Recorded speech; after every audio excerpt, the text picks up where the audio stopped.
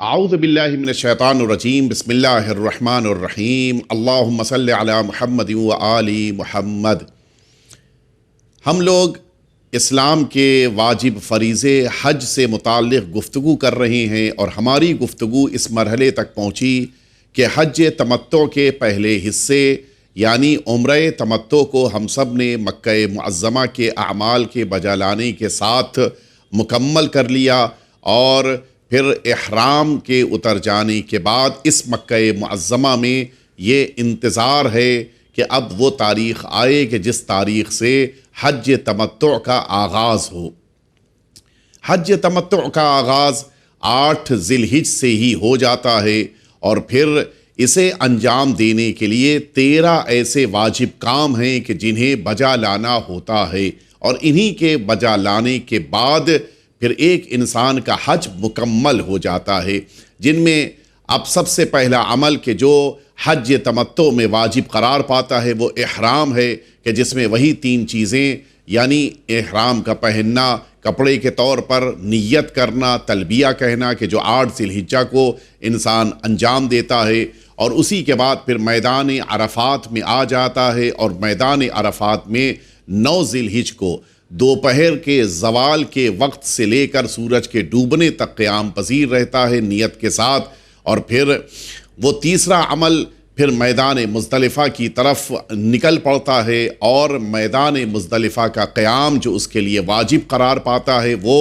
اول نماز صبح سے لے کر سورج نکلنے کے وقت تک رہتا ہے، اور پھر جیسے ہی سورج نکلتا ہے وہ چوتھے عمل کے لیے میدان منی کی طرف نکل پڑتا ہے، کہ جو چوتھا عمل اس کے لیے رمی جمرہ کی شکل میں سب سے بڑے شیطان کو پتھر مارتے ہوئے انجام پاتا ہے۔ پھر وہ 5واں عمل قربانی کے طور پر اسی میدان منی میں بجا لاتا ہے، اور چھٹا عمل وہ اپنے سر کے بال کو تراشتا ہے، اتار دیتا ہے، یا سر کے بال چھوٹے کر دیتا ہے، یا ناخن کو چھوٹے کر کے اپنے احرام کو اتار دیتا ہے۔ یہ 6 عمل انجام دینے کے بعد اس کے پاس 2 اور واجب عمل اسی میدان منی کے رہ جاتے ہیں، جو 2 عمل اس کے یہ ہیں کہ وہ اس شب میں کہ جو اب دن گزرنے کے بعد آ رہی ہے وہ، اور اس کے بعد کی آنے والی شب، ان 2 راتوں میں اس منی کے میدان میں اپنے خیمے میں قیام پذیر رہے گا، اور 13واں عمل لاسٹ عمل جو اس کو انجام دینا ہے درمیان کے 5 عمل کو چھوڑتے ہوئے، وہ 13واں عمل اسے ان 2 دنوں میں یعنی عید کے اگلے دن اور اس کے بعد کے دن، ان 2 دنوں میں اسے ان 3 شیطانوں کو پتھر مارنا ہے۔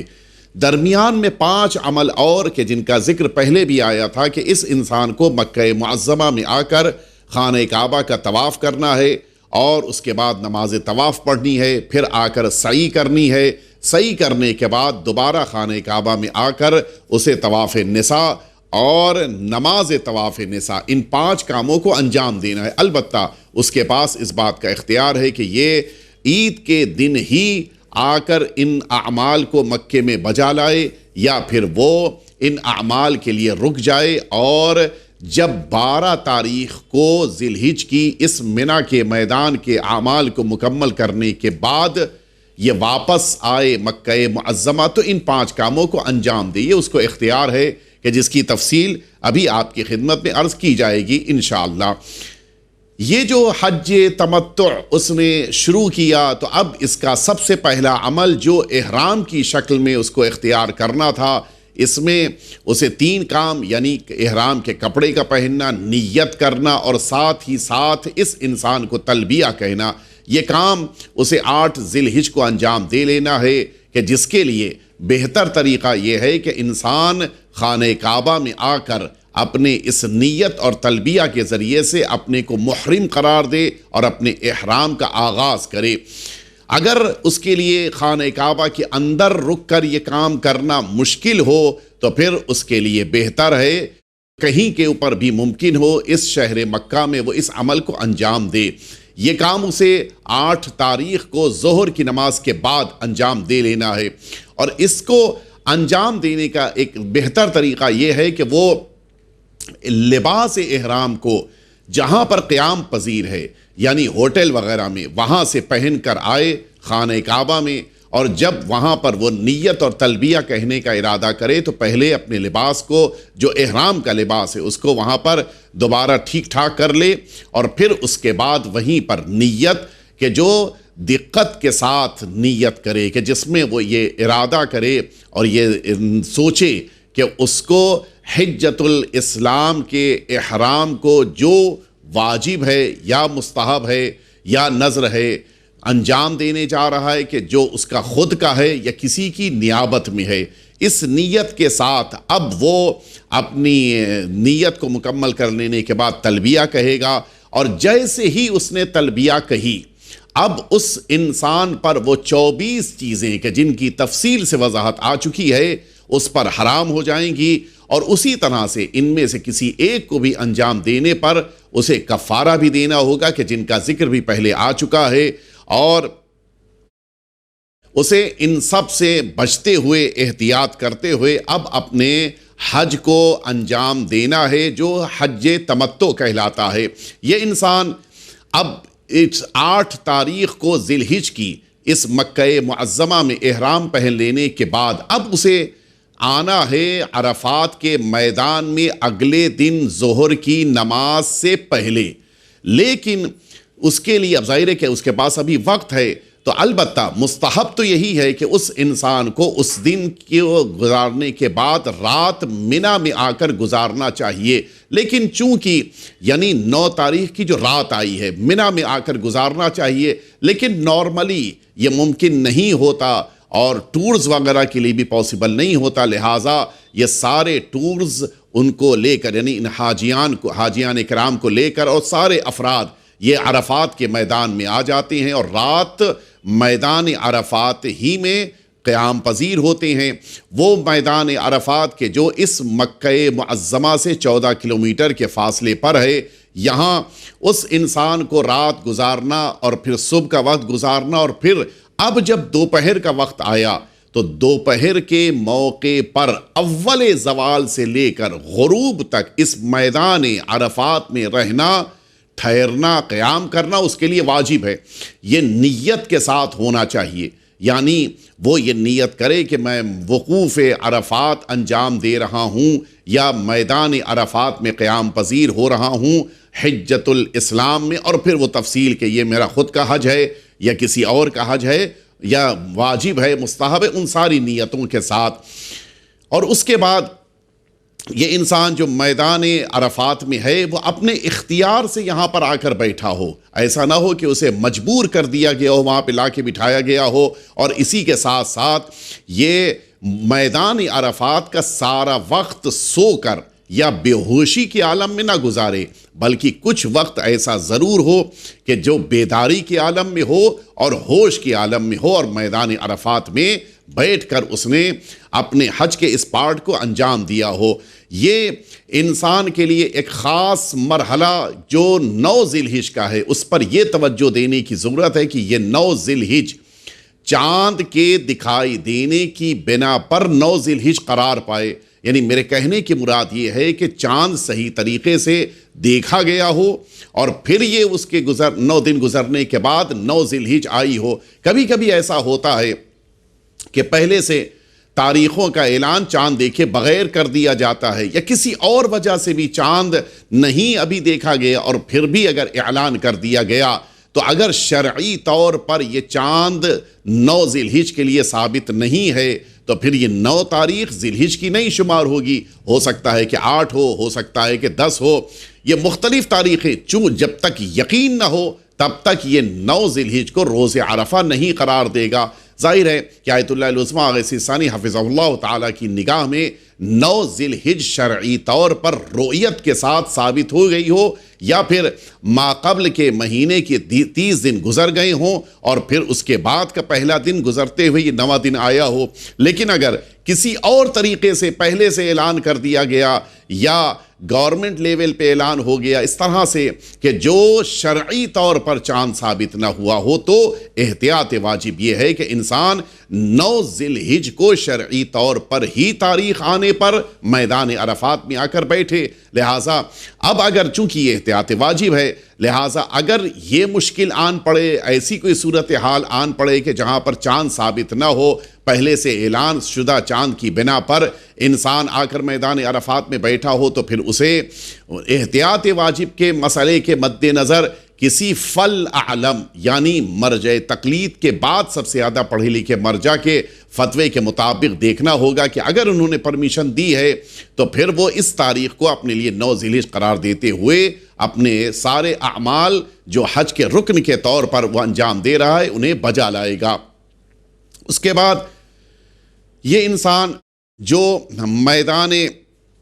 عرفات میں آ کر قیام پذیر ہوا ہے، اس کے لیے کچھ چیزیں ایسی ہیں کہ جو مستحب قرار دی گئی ہیں، کہ جن میں اس انسان کے لیے سب سے پہلی چیز تو یہی ہے کہ وہ ظاہر ہے کہ اب لوگوں کے ساتھ اپنے قافلے کے ساتھ یہاں پر آیا ہے، اور اس بات کے مد نظر کہ اگر وقت کے اوپر پہنچے گا تو کافی بڑا ہجوم، بہت بڑا کراؤڈ اس کو فیس کرنا پڑے گا، لہٰذا قافلے کے ساتھ رہتے ہوئے یہ انسان اگر پہلے ہی سے ایک شب پہلے آ گیا، یہاں پر قیام پذیر ہو گیا، یا اس دن صبح میں ارلی مارننگ وہاں پہنچ گیا، یہ اس کے لیے بہتر ہے کہ قافلے کے ساتھ رہتے ہوئے اس میدان عرفات میں پہنچے۔ اسی طرح سے وہ انسان کہ جو اس 9 ذی الحجہ کو میدان عرفات میں ہے، یہ مغرب کی نماز کے فوراً بعد اسے نکلنا ہے مزدلفہ کے لیے۔ البتہ مزدلفہ کا جو اصل واجب وقت ہے وہ اس کا نماز صبح کا جو پہلا وقت ہے، اس وقت سے لے کر سورج نکلنے تک کا وقت ہے، لیکن اس کے لیے بہتر یہی ہے کہ یہ مغرب کے فوراً بعد نکل جائے مزدلفہ، اور اسی لیے یہ بھی مستحب ہے کہ وہ مزدلفہ پہنچ کر اپنی مغرب اور عشاء کی نماز پڑھے۔ لیکن چونکہ کراؤڈ زیادہ ہوتا ہے اور انسان کے لیے پیدل چلتے ہوئے آگے بڑھنا کبھی کبھی مشکل ہو جاتا ہے، لہٰذا اس بات کا خطرہ اور خدشہ رہتا ہے کہ انسان عرفات سے غروب کے بعد، سورج ڈوبنے کے بعد نکلے گا تو، لیکن شاید ممکن ہے کہ مڈ نائٹ کے بعد میدان مزدلفہ پہنچے، لہٰذا اس کی مغربین کی نماز کہیں چھوٹ نہ جائے، لہٰذا بہتر یہ ہوتا ہے کہ پھر انسان اس میدان عرفات میں سورج ڈوب جانے کے بعد شرعی طور پہ جب مغرب کا وقت آ جائے تو نماز مغرب اور نماز عشاء کو پڑھ لے، اور اس کے بعد پھر میدان مزدلفہ کی طرف نکل پڑے، تاکہ اسے اطمینان رہے کہ نماز وہ پڑھ چکا ہے اور اب نماز کی بنا پر اسے کسی قسم کی کوئی مشکل آن نہیں پڑے گی۔ یہ انسان کہ جو میدان عرفات میں ہے، اس کے لیے کچھ مستحب کام خاص طور پہ شریعت نے بیان کیے ہیں کہ جن کے لیے جتنی حد تک ممکن ہو انسان پابندی کرے۔ مثلا روایتوں میں وارد ہوا ہے کہ انسان اس دن یعنی روز عرفہ غسل کرے، طہارت کے اختیار کرے، اور اگر غسل نہیں کر سکتا مستحبی تو کم از کم طہارت کے ساتھ اپنے سارے وقت کو جو میدان عرفات میں گزارنا ہے وہ وقت گزارے۔ اسی طرح سے میدان عرفات نشانی ہے جناب آدم کی بھی۔ اسی میدان عرفات میں جناب آدم کا وہ پہاڑ بھی موجود ہے کہ جہاں جناب آدم تشریف لائے تھے، اور اس پہاڑ کے لیے یہ مشہور ہے کہ یہیں پر جناب آدم کی توبہ بھی قبول ہوئی ہے۔ لہٰذا یہ جو پہاڑ اس میدان عرفات میں پایا جاتا ہے، اس پہاڑ کے پاس انسان کا بیٹھنا اور اس پہاڑ کے پاس رکنا انسان کے لیے مستحب ہے، لیکن اس پہاڑ کے اوپر چڑھنے کے بجائے اس پہاڑ کے پاس میں انسان کے لیے لیفٹ سائیڈ میں بیٹھنا مستحب قرار دیا گیا ہے۔ انسان میدان عرفات میں اللہ کی بارگاہ میں حاضر ہے، دعائیں مانگ رہا ہے، مناجات کر رہا ہے، تو ایسے موقع پر اس کے لیے مستحب قرار دیا گیا ہے کہ زیادہ سے زیادہ اس میدان عرفات میں انسان کھڑے ہو کر اپنا وقت دعاؤں میں، مناجات میں صرف کرے، تاکہ زیادہ سے زیادہ اللہ کی بندگی کا اسے ثواب مل سکے۔ دعائیں جو وارد ہوئی ہیں ان دعاؤں کو بھی زیادہ سے زیادہ کوشش کرے کھڑے ہو کر وہ پڑھے۔ اسی طرح سے انسان اللہ سے مغفرت طلب کرے، استغفار کرے، اللہ رب العزت کی بارگاہ میں مستقل اپنے حق میں اپنے گناہوں کی مغفرت سے متعلق دعائیں کرتا رہے۔ اسی طرح اس میدان عرفات میں اپنے زمانے کے آقا اور مولا سرکار ولی عصر عجل اللہ تعالی فرجہ شریف کے سلامتی کے لیے بھی دعا کرے، آپ کے ظہور پر نور کے لیے بھی مسلسل دعائیں کرے۔ اسی طرح سے اس میدان عرفات میں انسان اپنے والدین، اپنے تمام رشتہ داروں، اپنے بھائی بہن، وہ تمام مؤمنین کے جن کا اس کی گردن پہ حق ہے، ان سبھی کو کم از کم 40 مؤمنین کے نام اپنی زبان پر لے اور ان کے لیے بھی اس میدان عرفات میں دعا کرے۔ اس میدان عرفات میں متعدد دعاؤں کے درمیان وہ دعا کہ جو سرکار سید الشہداء امام حسین صلوات اللہ وسلامہ علیہ کی دعائے عرفہ کے نام سے مشہور ہے، اس دعا کے پڑھنے کی بڑی تاکید ہے۔ میدان عرفات میں سرکار سید الشہداء نے اس دعا کو پڑھا تھا، اور یہ دعا بڑی قیمتی، بڑی اہم دعا ہے، اس دعا کو ضرور زبان پر جاری کرے۔ اسی طرح سے صحیفہ سجادیہ میں وہ دعا کہ جو ہمارے چوتھے امام سجاد علیہ السلام نے تعلیم فرمائی ہے، اس دعا کو بھی انسان ظہر کے وقت سے لے کر سورج کے ڈوبنے تک کے درمیان پڑھنے کی کوشش کرے اور ضرور اس کی تلاوت کرے۔ اور اسی طرح سے انسان کے لیے کوشش کرنی چاہیے کہ یہ سارا وقت دعاؤں میں صرف کرے، سارا وقت اللہ کی عبادت میں صرف کرے۔ درمیان میں کوئی ایک ایسا لمحہ نہ ہو کہ جس لمحے میں بھی خدا نخواستہ انسان کسی قسم کے گناہ کی طرف متوجہ ہو، بلکہ پورا وقت بندگی پروردگار میں صرف کرے۔ یہ سورج ڈوب جانے کے بعد میدان عرفات کے قیام کا جو واجب حصہ ہے وہ پورا ہو جاتا ہے۔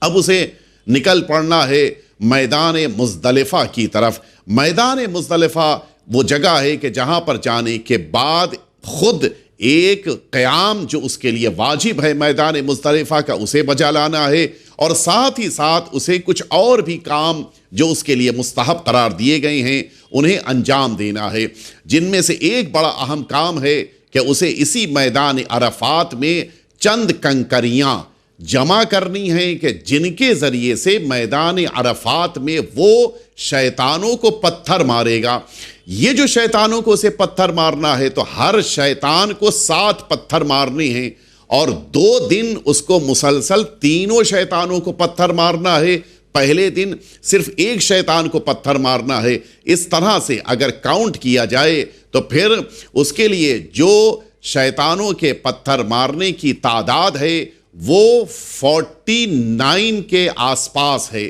لیکن احتیاط یہ کرنی ہے اس کو کہ وہ 70 یعنی 70 کے آس پاس کنکریاں اپنے لیے جمع کرے، اور یہ کنکریاں اس احتیاط کے ساتھ کہ وہ اسی میدان مزدلفہ سے کلیکٹ کرے گا،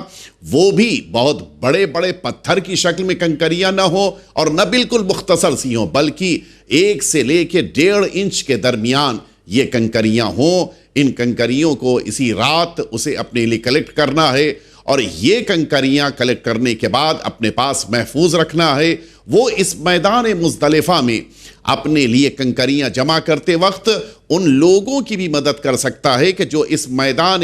مزدلفہ میں کنکریاں جمع کرنے کی کوشش کر رہے ہیں، ان کی مدد بھی کر سکتا ہے۔ اگر وہ ضرورت مند نہیں بھی ہیں پھر بھی ان کی مدد کی جا سکتی ہے۔ اور اسی طرح سے یہ جو اس نے اضافی کنکریاں یہاں پر لی ہیں، ظاہر ہے 49 کی ضرورت تھی اور اس نے مزید کنکریاں یہاں پر لی ہیں، ان کا کئی طرح سے استعمال کر سکتا ہے۔ ضرورت مند افراد کو بھی دے سکتا ہے، بوڑھے افراد کو بھی دے سکتا ہے، ایسے افراد کو کہ جن کی کنکریاں کم پڑ گئی ہیں انہیں بھی دے سکتا ہے، خود یہ انسان بھی۔ ظاہر ہے کہ 49 کنکریاں شرطوں کے ساتھ اس کو مارنا ہے، شاید ممکن ہے کہ اس کے لیے اگر صرف 49 ہو تو کنکریاں کم پڑ جائیں، تو اس لیے احتیاطی طور پہ اسے زیادہ کنکریاں لینی ہے تاکہ میدان مینا میں انہیں اچھی طریقے سے وہ استعمال کر سکے۔ میدان مزدلفہ میں اس انسان کا قیام ہے، اور اس میدان مزدلفہ میں جیسے ہی اول صبح کی اذان ہو، یہ انسان اول صبح اپنی نماز صبح کو ادا کرے، دعا پڑھے، اور یہاں پر اس بات کی تیاری کرے کہ جیسے ہی سورج نکلے گا وہ اس میدان مزدلفہ سے بالکل ملا ہوا ایریا جو میدان منی کا ہے وہاں کے لیے نکل پڑے گا۔ لیکن اس بات کا خیال رہے کہ سورج کے نکلنے کے بعد میدان منی کی طرف بڑھے گا، ایسا نہ ہو کہ سورج نکلنے سے پہلے میدان مزدلفہ سے نکل پڑے، بلکہ سورج نکلنے کے بعد ہی اسے اس میدان منی کی طرف نکلنا ہے۔ جب یہ میدان مزدلفہ میں موجود ہے تو اس کے لیے کچھ کام مستحب ہیں کہ جن میں سے ایک اس کے لیے مستحب ہے کہ جب میدان مزدلفہ کی طرف بڑھ رہا ہو میدان عرفات سے، اور اسی طرح سے میدان مزدلفہ میں بھی چل رہا ہو، تو بڑے ہی آرام سے، سکون سے، وقار کے ساتھ آگے بڑھے۔ اپنا سارا وقت وہ اس دن یعنی میدان مزدلفہ میں جو یہ وقت شب کا گزار رہا ہے، یہ پوری رات اگر گزارے مزدلفہ میں تو یہ اس کے لیے زیادہ بہتر ہے۔ اسی طرح سے اپنی نماز اور اپنی عبادتیں زیادہ سے زیادہ کوشش کرے کہ میدان مزدلفہ میں انجام دے، اور یہ کوشش کرے کہ میدان مزدلفہ کا سارا وقت وہ طہارت کی حالت میں گزارے، یہ اس کے لیے مستحب ہے۔ اس کے لیے اگر وہ وضو کے ساتھ رہ سکتا ہے تو بہتر ہے، بقیہ جو بھی طہارت کے طریقے ہیں انہیں وہ اختیار کر سکتا ہے، اور اس طرح سے یہ اپنے میدان مزدلفہ کے اعمال کو بجا لانے کے بعد میدان منی کے لیے نکل پڑے گا، اور پھر میدان منی کے واجبات کو بجا لائے گا۔ یہاں پر ہم اپنی گفتگو کو روکتے ہوئے اس انتظار میں کہ انشاءاللہ اگلی گفتگو ہماری میدان منی کے واجبات سے متعلق ہوگی، ہم رب العزت کی بارگاہ میں دعا کریں گے کہ پروردگار عالم ہم سبھی کو اس میدان مزدلفہ کے اعمال کی توفیق اور سعادت حج کی قبولیت کے ساتھ عنایت فرمائے۔ وصلی اللہ علی سیدنا محمد وآلہ الطیبین الطاہرین۔